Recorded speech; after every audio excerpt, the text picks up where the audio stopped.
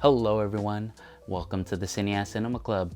I'm your host, Mickey P, 33, and this is a book club for cinephiles where we watch, discuss, and review all things movies. So if that's something you like to do, this is the show for you. Now, if this is your first time here, let me explain how things go. The show will consist of two segments.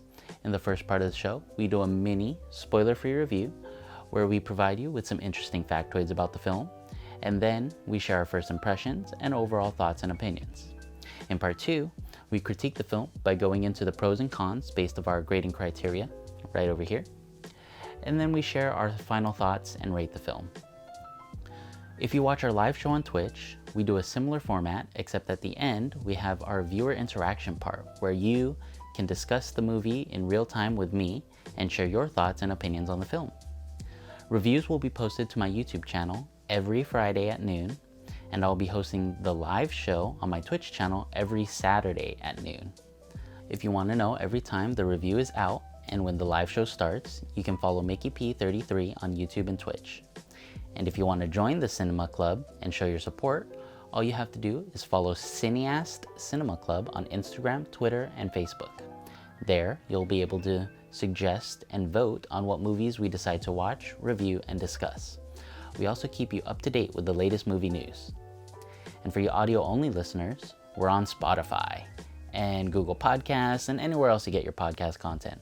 Just search Cinéaste Cinema Club. All right, let's get started. And as a reminder, the first part of the show is a quick, non-spoiler review. So today we are reviewing Netflix's recently released Devil All the Time, directed by Antonio Campos. The film stars Tom Holland, Bill Skarsgard, Sebastian Stan, and Robert Pattinson, along with a few other talented actors. Now, Devil All the Time is a film about a young man who is devoted to protecting his loved ones in a town full of corruption and sinister characters. The story takes place in the Midwest, in Ohio and West Virginia, and it tells three intertwined stories from three different time periods that are all connected. Now, it released on September 11 and is classified as a psychological mystery crime thriller and is based on the 2011 novel of the same name, written by Donald Ray Pollock, who happens to also narrate this film. Now, before we begin, let me preface this by saying that, with the exception of a few movies, I do not like Netflix original movies. The original TV shows, on the other hand, outstanding. The movies, very subpar. Now, did this film make that exception list? No. This film was lacking at its core, in the story and its characters. Now, I haven't read the novel, but I know the novel was well received amongst the readers. But the adaptation to the screen is where this film falls apart. It comes off as a book. Hell, there's even a narrator in the film to deliver all the exposition and character motivations.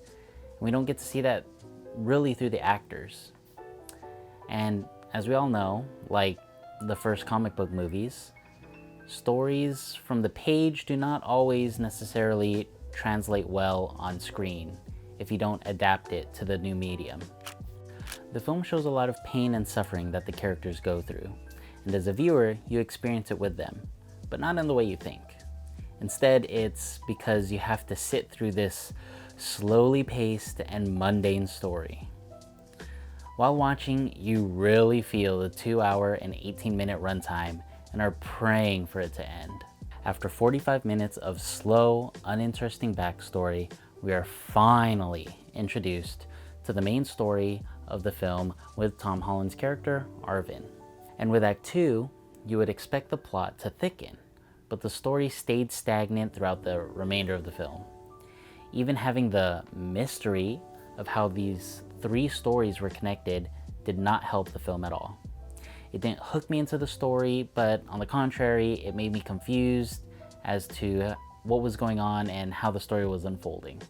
Though, on a positive note, as expected from such a star-studded cast, the actors do a magnificent job with what they were given to portray the internal struggles and hardships of the characters on screen. Everything else about the film, editing, camera, sound, were all just average. Nothing spectacular, but not terrible.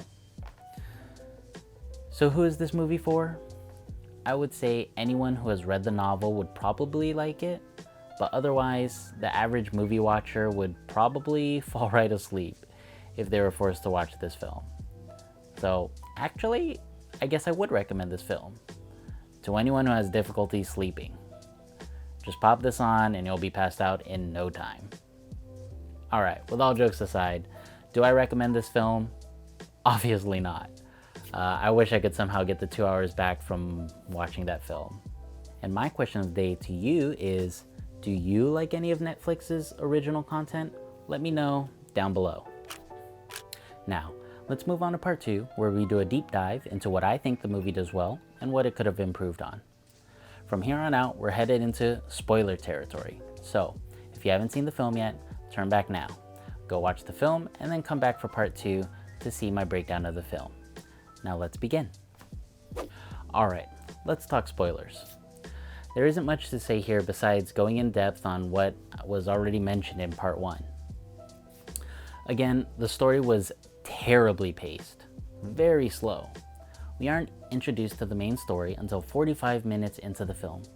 The first act sets up Tom Holland's character, Arvin Russell, and his motivations later on in the film because of his interactions and relationship with his father, Willard Russell, played by Bill Skarsgard. But all that was a 45-minute setup to his character, and it was so slow and really unnecessary, I think. Besides those two, we don't really get to know any of the other characters in the film besides their villainous and heinous behaviors.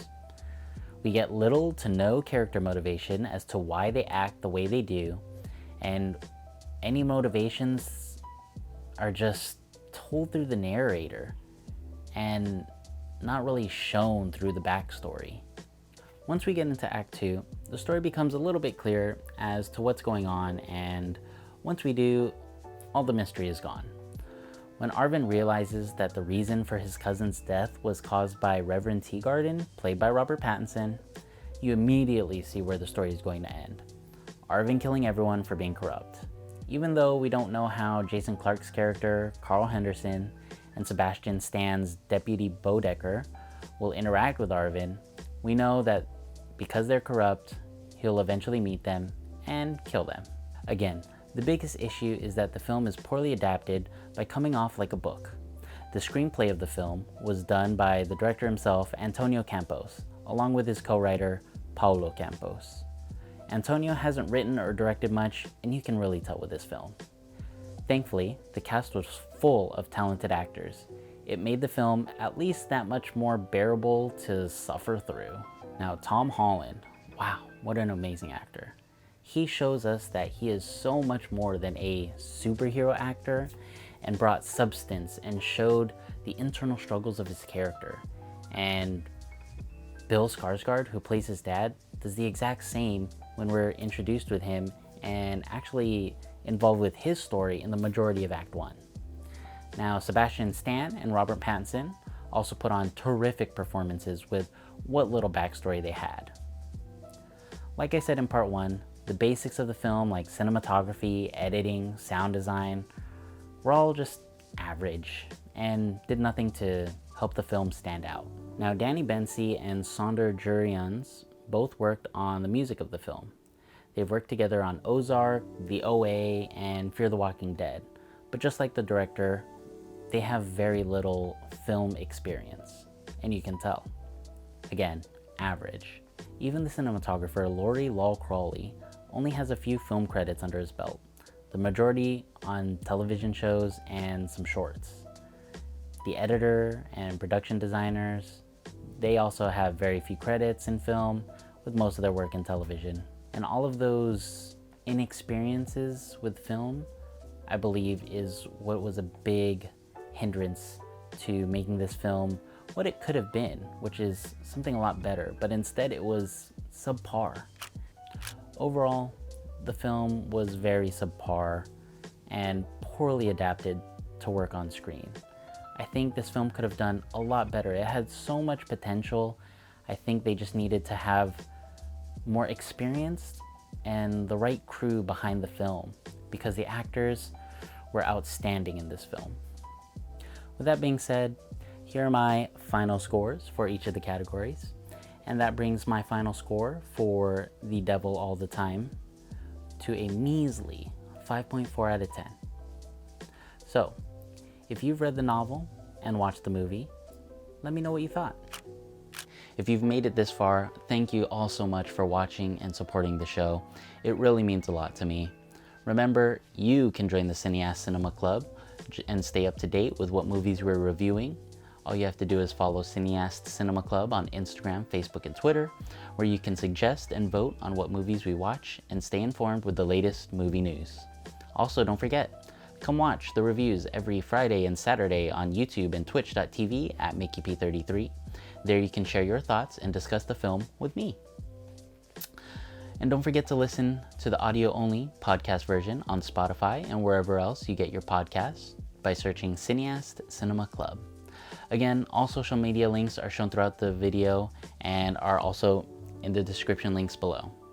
Let me know what you liked or disliked about the show and how I can make it better. If you like the reviews, please share the show with your friends and give us a thumbs up. And subscribe to get more movie news. So tune in next week for another review by me, Mickey P. 33.